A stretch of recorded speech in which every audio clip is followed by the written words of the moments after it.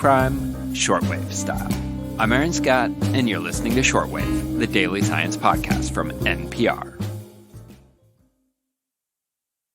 To begin, we need to step back to the date in question. Earth, the late Triassic period, some 230 million years ago.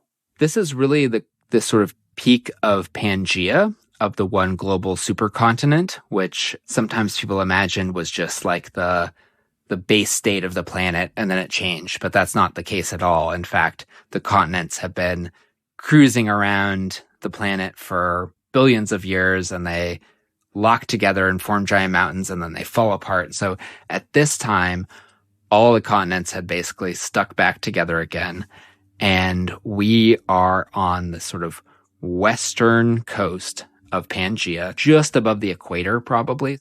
So these giant meat-munching crocodile whales are swimming about, minding their own business, living their best Triassic lives, until presumably something happens that kills a whole bunch of them. The question was, what was it? The scientists had a few suspects. The initial hypothesis by Charles Camp, who first excavated the site, was that it was a mass stranding, which is a great hypothesis because we see that in whales today, which are the closest sort of evolutionary analogs for ichthyosaurs.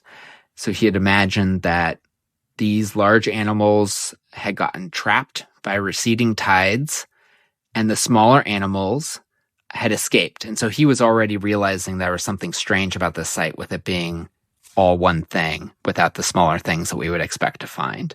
Neil and his Smithsonian colleagues began by focusing on the rock layer that first captured so much attention.